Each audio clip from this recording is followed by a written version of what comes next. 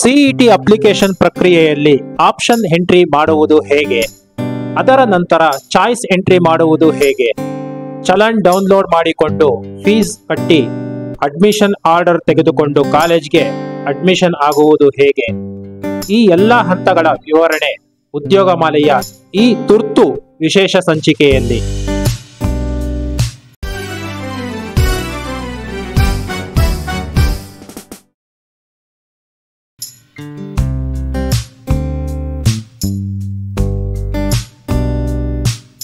ಶ್ರೀ ಚಂದನ ಸಿರಿ productions YouTube ಚಾನೆಲ್ಗೆ ಮತ್ತೊಮ್ಮೆ ನಿಮ್ಮೆಲ್ಲರಿಗೂ ಸ್ವಾಗತ. ನಿಮ್ಮೆಲ್ಲರಿಗೂ ಗೊತ್ತಿರುವಂತೆ ಕೆಇಎ ಸಂಸ್ಥೆಯವರು ಸಿಇಟಿ ಎಕ್ಸಾಮ್ ಅನ್ನು ಕಂಡಕ್ಟ್ ಮಾಡಿ ಇಂಜಿನಿಯರಿಂಗ್, ಮೆಡಿಕಲ್ ಇತ್ಯಾದಿ ಕೋರ್ಸ್ಗಳಿಗೆ ಅಭ್ಯರ್ಥಿಗಳನ್ನು ಆಯ್ಕೆ ಮಾಡಿಕೊಳ್ಳುತ್ತಾರೆ.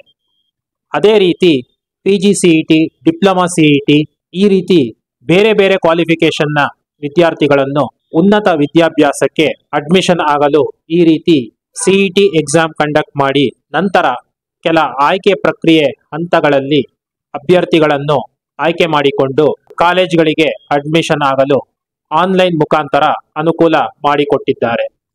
ನಿಮಗೆ ತಿಳಿದಿರುವಂತೆ ಮೊದಲು ಸಿಇಟಿಗೆ ಅಪ್ಲಿಕೇಶನ್ ಹಾಕಬೇಕಾಗುತ್ತದೆ. ಅಪ್ಲೈ ಮಾಡಲು ಬೇಕಾಗುವ ಮಾಹಿತಿಗಳು ಹಾಗೂ ಡಾಕ್ಯುಮೆಂಟ್ಗಳ ವಿವರವನ್ನು ಇಲ್ಲಿ ಪ್ರಸ್ತಾಪಿಸಲು ಹೋಗುವುದಿಲ್ಲ. ಈ ವಿಡಿಯೋದಲ್ಲಿ ನಾವೇನಿದ್ದರೂ ಸಿಇಟಿ ಅಪ್ಲಿಕೇಶನ್ ಹಾಕಿದ ನಂತರ, ಎಕ್ಸಾಮ್ ಬರೆದ ನಂತರ, ರಿಸಲ್ಟ್ ಮತ್ತು ರ್ಯಾಂಕಿಂಗ್ ಬಂದ ನಂತರ ಮುಂದೆ ಕಾಲೇಜ್ಗಳನ್ನು ಆಯ್ಕೆ ಮಾಡಿಕೊಳ್ಳುವುದು ಹಾಗೂ ಸಿಕ್ಕಿದ ಕಾಲೇಜ್ಗೆ ಅಡ್ಮಿಷನ್ ಮಾಡಿಕೊಳ್ಳುವುದು ಇದರ ಕಡೆಗೆ ಕೇಂದ್ರೀಕರಿಸುತ್ತಿದ್ದೇವೆ.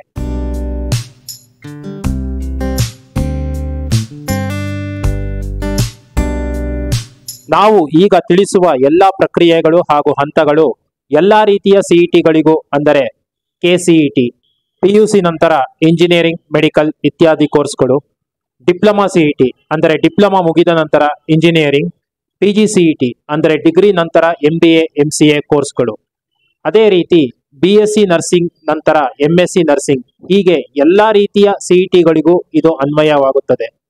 ಮೊದಲು ನಿಮಗೆ ಕೆಇಎ ಕಡೆಯಿಂದ ಒಂದು ವೆರಿಫಿಕೇಶನ್ ಸ್ಲಿಪ್ ಕೊಡುತ್ತಾರೆ. ನಿಮ್ಮ ರ್ಯಾಂಕಿಂಗ್ನ ಆಧಾರದ ಮೇಲೆ ಟೈಮ್ ಟೇಬಲ್ ನೋಡಿಕೊಂಡು ಕೆಇಎ ಸಂಸ್ಥೆಗೆ ಭೇಟಿ ಕೊಟ್ಟು ನೀವು ಡಾಕ್ಯುಮೆಂಟ್ ವೆರಿಫಿಕೇಶನ್ ಮಾಡಿಸಿಕೊಂಡು ವೆರಿಫಿಕೇಶನ್ ಸ್ಲಿಪ್ ಅನ್ನು ಪಡೆಯಬೇಕಾಗುತ್ತದೆ. ಆದರೆ ಈಗ ಈ ಸ್ಲಿಪ್ ಅನ್ನು ಸಹ ನೀವು ಆನ್ಲೈನ್ನಲ್ಲೇ ಡೌನ್ಲೋಡ್ ಮಾಡಿಕೊಳ್ಳಬಹುದಾಗಿದೆ. ಈ ವೆರಿಫಿಕೇಶನ್ ಸ್ಲಿಪ್ನ ಮೇಲೆ ಅವರು ನಿಮ್ಮ ಸಿಇಟಿ ನಂಬರ್ನ ಜೊತೆ ಅಪ್ಲಿಕೇಶನ್ ನಂಬರ್, ಸೀಕ್ರೆಟ್ ಕೀ ಇತ್ಯಾದಿ ಮಾಹಿತಿಗಳನ್ನು ನೀಡಿರುತ್ತಾರೆ.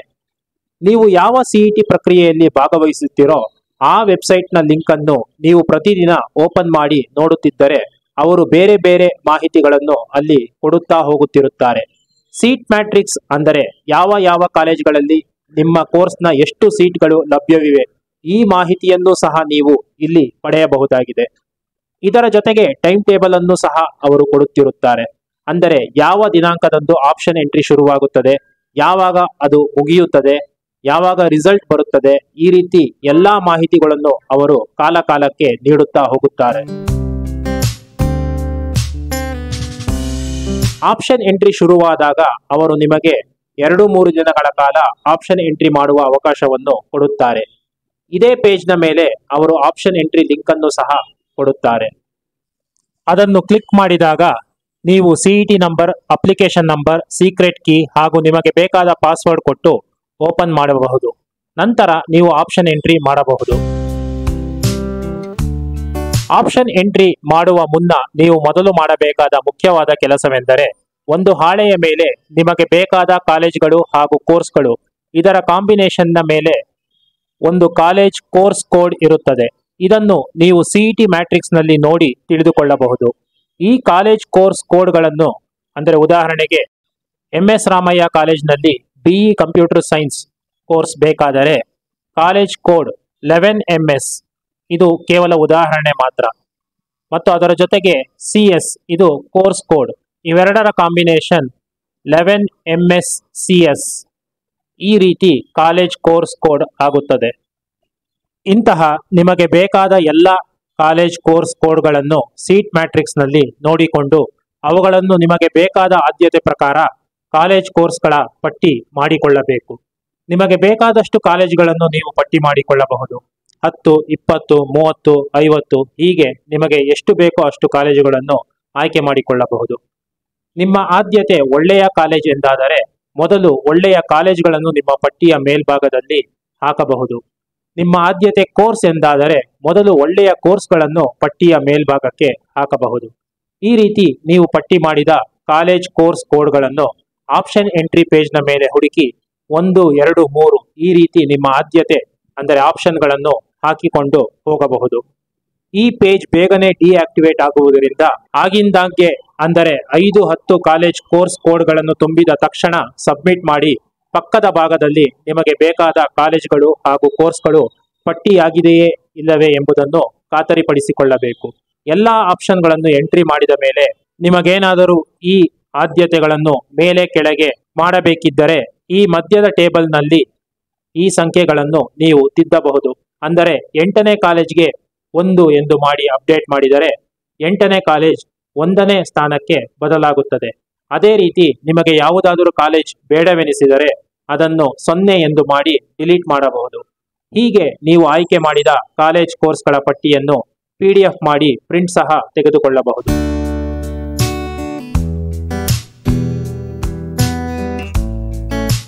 ಈ ಆಪ್ಷನ್ ಎಂಟ್ರಿ ಮಾಡಲು ನಿಮಗೇನಾದರೂ ಕಷ್ಟವೆನಿಸಿದರೆ ಅಥವಾ ಗೊಂದಲವೆನಿಸಿದರೆ ನೀವು ಯಾವುದಾದರೂ ಇಂಟರ್ನೆಟ್ ಸೆಂಟರ್ನವರ ಸಹಾಯ ಪಡೆದುಕೊಂಡು ಇದನ್ನು ಮಾಡಿಸಿಕೊಳ್ಳಬಹುದು. ನಮ್ಮ ಸೆಂಟರ್ನಲ್ಲೂ ಸಹ ನಾವು ಇದನ್ನು ಮಾಡುತ್ತೇವೆ. ಆದರೆ ಪೇಪರ್ನ ಮೇಲೆ ನಿಮಗೆ ಬೇಕಾದ ಕಾಲೇಜ್ಗಳ ಆದ್ಯತಾ ಪಟ್ಟಿಯನ್ನು ಮಾಡಿಕೊಳ್ಳುವುದು ಹಾಗೂ ಇಂಟರ್ನೆಟ್ ಸೆಂಟರ್ನವರು ಆಪ್ಷನ್ ಎಂಟ್ರಿ ಮಾಡಿ PDF ಪ್ರಿಂಟ್ ನೀಡಿದ ಮೇಲೆ ನೀವು ಬರೆದುಕೊಂಡು ಬಂದ ಲಿಸ್ಟ್ ಹಾಗೂ ನಿಮ್ಮ ಕೈಗೆ ಇಂಟರ್ನೆಟ್ ಸೆಂಟರ್ನವರು ಕೊಟ್ಟ ಪ್ರಿಂಟ್ನ ಮೇಲೆ ಇರುವ ಪಟ್ಟಿ ಎರಡೂ ಒಂದೇ ಆಗಿರುವುದನ್ನು ಮಾತ್ರ ನೀವು ಮನದಟ್ಟು ಮಾಡಿಕೊಳ್ಳುವುದು ಮುಖ್ಯವಾಗುತ್ತದೆ. ಅದು ನಿಮ್ಮದೇ ಜವಾಬ್ದಾರಿಯಾಗಿರುತ್ತದೆ.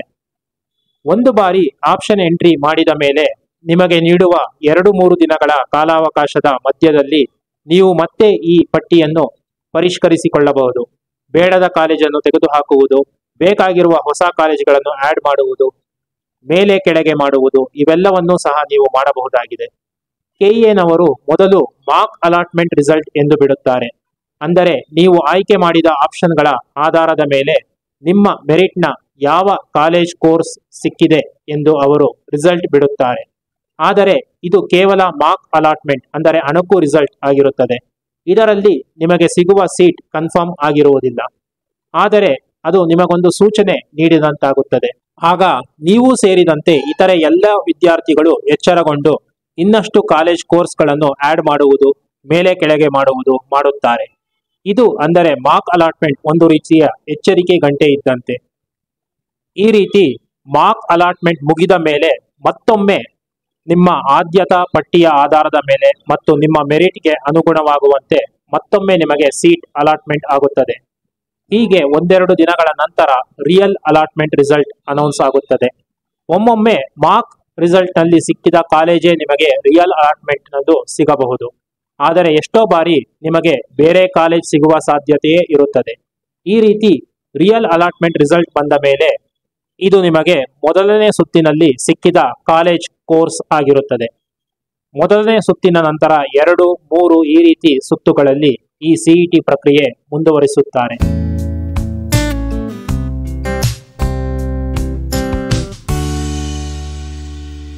ರಿಯಲ್ ಅಲಾಟ್ಮೆಂಟ್ ರಿಸಲ್ಟ್ ಬಂದ ನಂತರ ಕೆಲವು ದಿನಗಳಲ್ಲಿ ಚಾಯ್ಸ್ ಎಂಟ್ರಿ ಬಿಡುತ್ತಾರೆ. ನಾನು ಮೊದಲೇ ಹೇಳಿದಂತೆ ವೆಬ್ಸೈಟ್ನಲ್ಲಿ ಈ ಎಲ್ಲ ಪ್ರಕ್ರಿಯೆಗಳ ದಿನಾಂಕಗಳನ್ನು ಪ್ರತಿದಿನ ಚಾಚೂ ತಪ್ಪದೆ ನೀವು ನೋಡಿಕೊಂಡು ಬರುವುದು ಬಹಳ ಮುಖ್ಯವಾಗಿರುತ್ತದೆ. ಪ್ರತಿದಿನವೂ ಮುಖ್ಯವಾಗಿರುತ್ತದೆ. ಚಾಯ್ಸ್ ಎಂಟ್ರಿ ಇದರ ಅರ್ಥ ನಿಮಗೆ ಆಪ್ಷನ್ ಎಂಟ್ರಿಯಲ್ಲಿ ಅಂದರೆ ಮೊದಲನೇ ಸುತ್ತಿನಲ್ಲಿ ರಿಯಲ್ ಅಲಾಟ್ಮೆಂಟ್ ರಿಸಲ್ಟ್ ನಲ್ಲಿ ಯಾವ ಕಾಲೇಜ್ ಕೋರ್ಸ್ ಸಿಕ್ಕಿರುತ್ತದೆಯೋ ಅದನ್ನು ನೀವು ಒಪ್ಪಿಕೊಳ್ಳುವುದೋ ಬೇಡವೋ ಎಂಬುದಾಗಿರುತ್ತದೆ. ಇದಕ್ಕೆ ಅವರು ನಿಮಗೆ 4 ಚಾಯ್ಸ್ಗಳನ್ನು ನೀಡುತ್ತಾರೆ. ಮೊದಲನೇ ಚಾಯ್ಸ್ನಲ್ಲಿ ನಿಮಗೆ ಸಿಕ್ಕಿರುವ ಕಾಲೇಜ್ ನಿಮಗೆ ಒಪ್ಪಿಗೆಯಾಗಿದೆ ಎಂದು ನೀವು ಚಾಯ್ಸ್ 1 ಕೊಟ್ಟಾಗ ಆ ಸೀಟ್ ನಿಮಗೆ ಲಾಕ್ ಆಗುತ್ತದೆ. ಆಗ ನೀವು ಚಲನ್ ಡೌನ್ಲೋಡ್ ಮಾಡಿಕೊಂಡು ಫೀಸ್ ಕಟ್ಟಬಹುದು. ಫೀಸ್ ಕಟ್ಟಿದ ನಂತರ ಅಂದರೆ ಅದು KEA ತಲುಪಿದ ನಂತರ ನಿಮಗೆ ಅಡ್ಮಿಷನ್ ಆರ್ಡರ್ ಅನ್ನು ಡೌನ್ಲೋಡ್ ಮಾಡಿಕೊಳ್ಳುವ ಅವಕಾಶ ಕೊಡುತ್ತಾರೆ. ನಂತರ ಅಡ್ಮಿಷನ್ ಆರ್ಡರ್ ಅನ್ನು ನೀವು ಕಾಲೇಜ್ಗೆ ತೆಗೆದುಕೊಂಡು ಹೋಗಿ ಅಡ್ಮಿಷನ್ ಮಾಡಿಕೊಳ್ಳಬಹುದು. ಅಲ್ಲಿ ಕಾಲೇಜ್ನ ಹೆಚ್ಚುವರಿ ಫೀಸ್ ಏನಾದರೂ ಇದ್ದರೆ ಅದನ್ನು ಕಟ್ಟಿ ಅಡ್ಮಿಷನ್ ಪ್ರಕ್ರಿಯೆಯನ್ನು ಮುಗಿಸಿಕೊಳ್ಳಬಹುದು. ಮತ್ತೊಮ್ಮೆ ನೀವು ವೆಬ್ಸೈಟ್ಗೆ ಲಾಗಿನ್ ಆಗಿ ಕಾಲೇಜ್ಗೆ ಜಾಯಿನ್ ಆದ ಜಾಯ್ನಿಂಗ್ ರಿಪೋರ್ಟ್ ಅನ್ನು ಸಹ ಒಮ್ಮೊಮ್ಮೆ ನಮೂದಿಸಬೇಕಾಗುತ್ತದೆ. ಅಲ್ಲಿಗೆ ಎಲ್ಲ ಆನ್ಲೈನ್ ಪ್ರಕ್ರಿಯೆಗಳು ಮುಗಿದಂತಾಗುತ್ತದೆ. ನಾನು ಮೊದಲೇ ಹೇಳಿದಂತೆ ಇವೆಲ್ಲಕ್ಕೂ ನಿರ್ದಿಷ್ಟ ದಿನಾಂಕಗಳನ್ನು ಕೊಟ್ಟಿರುತ್ತಾರೆ.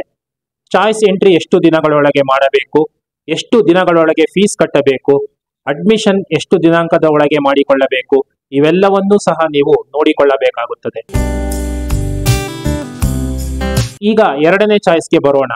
ಈ ಚಾಯ್ಸ್ನಲ್ಲಿ ನಿಮಗೆ ಸಿಕ್ಕಿರುವ ಕಾಲೇಜ್ ಕೋರ್ಸ್ ಇಷ್ಟವೇನೋ ಆಗಿದೆ, ಆದರೆ ಇದನ್ನು ಈಗ ಸದ್ಯಕ್ಕೆ ಲಾಕ್ ಮಾಡಿ ಎರಡನೇ ಸುತ್ತಿನಲ್ಲಿ ಅಂದರೆ ಸೆಕೆಂಡ್ ರೌಂಡ್ನಲ್ಲಿ ಇದಕ್ಕಿಂತ ಉತ್ತಮ ಕಾಲೇಜ್ ಪಡೆದುಕೊಳ್ಳುವ ಪ್ರಯತ್ನವನ್ನು ನೀವು ಮಾಡಬಹುದು. ಇಂತಹ ಇಚ್ಛೆ ಇದ್ದರೆ ನೀವು ಚಾಯ್ಸ್ 2 ಎಂದು ನಮೂದಿಸಿ ಎರಡನೇ ರೌಂಡ್ನಲ್ಲಿ ಭಾಗವಹಿಸಬಹುದು. ಆಗ ನಿಮಗೆ ಮೊದಲನೇ ಸುತ್ತಿನಲ್ಲಿ ಸಿಕ್ಕ ಕಾಲೇಜ್ ಲಾಕ್ ಆಗಿರುತ್ತದೆ. ಎರಡನೇ ಸುತ್ತಿನಲ್ಲಿ ನಿಮ್ಮ ಆಯ್ಕೆ ಪಟ್ಟಿಯಲ್ಲಿರುವ ಅಂದರೆ ಆಪ್ಷನ್ ಎಂಟ್ರಿಯಲ್ಲಿ ಮೇಲ್ಭಾಗದಲ್ಲಿರುವ ಕಾಲೇಜ್ಗಳು ನಿಮಗೆ ಸಿಗುವ ಸಂಭವವಿರುತ್ತದೆ. ಅಂದರೆ ಉದಾಹರಣೆಗೆ ಮೊದಲನೇ ಸುತ್ತಿನಲ್ಲಿ ನೀವು ಒಟ್ಟು 30 ಕಾಲೇಜ್ಗಳಿಗೆ ಆಪ್ಷನ್ ಎಂಟ್ರಿ ಮಾಡಿದ್ದೀರಿ ಹಾಗೂ ಅದರಲ್ಲಿ ಅಂದರೆ ಪಟ್ಟಿಯಲ್ಲಿರುವ 9ನೇ ಕಾಲೇಜ್ ನಿಮಗೆ ಸಿಕ್ಕಿದೆ ಎಂದುಕೊಳ್ಳಿ. ಆಗ ನಿಮಗೆ ಎರಡನೇ ಸುತ್ತಿನಲ್ಲಿ 1 ರಿಂದ 8ನೇ ಕಾಲೇಜುಗಳಲ್ಲಿ ಯಾವುದಾದರೂ ಲಭ್ಯವಿದ್ದರೆ ಸಿಗುತ್ತದೆ. ಇಲ್ಲವಾದಲ್ಲಿ ನಿಮಗೆ 9ನೇ ಕಾಲೇಜೇ ಉಳಿಯಬಹುದು. ಅಂದರೆ ನೀವು ಸೇಫ್ ಆಗಿ ಲಾಕ್ ಮಾಡಿಟ್ಟುಕೊಂಡ ಕಾಲೇಜೇ ನಿಮಗೆ ಸಿಗಬಹುದು. ಆದರೆ 10 ರಿಂದ 30ನೇ ಕಾಲೇಜುಗಳು ನಿಮಗೆ ಸಿಗುವುದಿಲ್ಲ. ಹಾಗೇನಾದರೂ ಒಂದು ಪಕ್ಷ ನಿಮಗೆ ಈ 10 ರಿಂದ 30 ಕಾಲೇಜುಗಳಲ್ಲಿ ಯಾವುದಾದರೂ ಸಿಗಬೇಕಾದಲ್ಲಿ ಅಥವಾ ಯಾವುದಾದರೂ ಹೊಸ ಕಾಲೇಜು ಸೇರಿಸಬೇಕಾದಲ್ಲಿ ಆಗ ನೀವು ಅದಕ್ಕೆ 1 ರಿಂದ 8 ಈ ಯಾವುದಾದರೂ ಸ್ಥಾನವನ್ನು ನೀಡಬೇಕಾಗುತ್ತದೆ. ಹಾಗೆ ಮಾಡಿದಲ್ಲಿ ಮಾತ್ರ ನಿಮಗೆ ಆ ಕಾಲೇಜು ಸಿಗುವ ಸಂಭವವಿರುತ್ತದೆ. ಒಟ್ಟಾರೆಯಾಗಿ ಹೇಳುವುದಾದರೆ ಎರಡನೇ ರೌಂಡಿನಲ್ಲಿ ಮತ್ತೆ ನಿಮಗೆ 1 ರಿಂದ 8 ಮತ್ತು 9 ಈ ಕಾಲೇಜುಗಳಲ್ಲಿ ಯಾವುದಾದರೂ ಒಂದು ಕಾಲೇಜು ಸಿಗುತ್ತದೆ. ಇನ್ನೊಂದು ವಿಷಯವೆಂದರೆ ನೀವು ಚಾಯ್ಸ್ 2 ಆಯ್ಕೆ ಮಾಡಿಕೊಂಡರೂ ಮತ್ತೆ ನೀವು ಚಲನ್ ಡೌನ್ಲೋಡ್ ಮಾಡಿಕೊಂಡು ಫೀಸ್ ಕಟ್ಟಲೇಬೇಕಾಗುತ್ತದೆ. ಹಾಗಾದಲ್ಲಿ ಮಾತ್ರ ನಿಮಗೆ ಈ ಸೀಟ್ ಲಾಕ್ ಆಗುತ್ತದೆ. ಆದರೆ ನಿಮಗೆ ಅಡ್ಮಿಷನ್ ಆರ್ಡರ್ ಸಿಗುವುದಿಲ್ಲ. ಏಕೆಂದರೆ ನೀವು ಈ ಸೀಟನ್ನು ಹೋಲ್ಡ್ ಮಾತ್ರ ಮಾಡಿರುತ್ತೀರಿ, ಅಡ್ಮಿಷನ್ ಮಾಡಲು ಸದ್ಯಕ್ಕೆ ಇಚ್ಛಿಸಿರುವುದಿಲ್ಲ.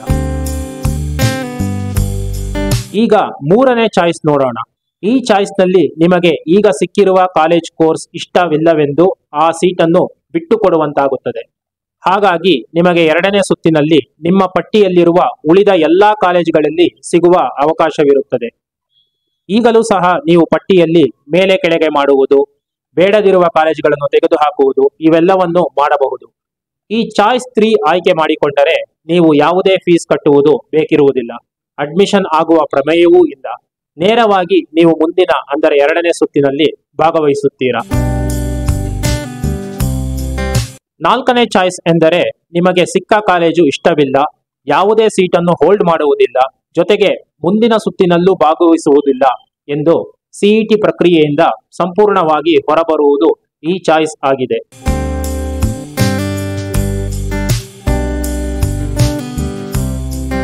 ಸರಿ, ಈಗ ಮತ್ತೊಮ್ಮೆ ಸಂಕ್ಷಿಪ್ತವಾಗಿ ಈ 4 ಚಾಯ್ಸ್ಗಳನ್ನು ನೋಡೋಣ. ಚಾಯ್ಸ್ 1, ನಿಮಗೆ ಸಿಕ್ಕಿರುವ ಸೀಟ್ ಒಪ್ಪಿಗೆಯಾಗಿದೆ, ಫೀಸ್ ಕಟ್ಟಿ ಅಡ್ಮಿಷನ್ ಮಾಡಿಕೊಳ್ಳುವುದು ಹಾಗೂ ಮುಂದಿನ ಸುತ್ತಿನಲ್ಲಿ ಭಾಗವಹಿಸಲು ಹೋಗುವುದಿಲ್ಲ. ಚಾಯ್ಸ್ 2, ನಿಮಗೆ ಸಿಕ್ಕಿರುವ ಸೀಟ್ ಪೂರ್ತಿ ಒಪ್ಪಿಗೆಯಾಗಿಲ್ಲ, ಆದರೆ ಅದನ್ನು ಹೋಲ್ಡ್ ಮಾಡಿ ಫೀಸ್ ಕಟ್ಟಿ ಅಡ್ಮಿಷನ್ ಆಗದೆ ಮುಂದಿನ ಸುತ್ತಿನಲ್ಲಿ ಭಾಗವಹಿಸುವುದು. ಚಾಯ್ಸ್ 3, ನಿಮಗೆ ಸಿಕ್ಕಿರುವ ಸೀಟ್ ಇಷ್ಟವಿಲ್ಲ, ಅದನ್ನು ಬಿಟ್ಟುಕೊಟ್ಟು ಮುಂದಿನ ಸುತ್ತಿನಲ್ಲಿ ಭಾಗವಹಿಸುವುದು. ಚಾಯ್ಸ್ 4, ನಿಮಗೆ ಸಿಕ್ಕಿರುವ ಸೀಟ್ ಇಷ್ಟವಿಲ್ಲ ಮತ್ತು ಮುಂದಿನ ಸುತ್ತಿನಲ್ಲಿ ಭಾಗವಹಿಸದೆ ಸಿಇಟಿಯಿಂದ ಹೊರನಡೆಯುವುದು. ಹಾಗಾಗಿ ಈ 4 ಚಾಯ್ಸ್ಗಳನ್ನು ಸರಿಯಾದ ರೀತಿಯಲ್ಲಿ ಅರ್ಥ ಮಾಡಿಕೊಳ್ಳಿ ಹಾಗೂ ಸರಿಯಾದ ಚಾಯ್ಸ್ ಮಾಡಿ.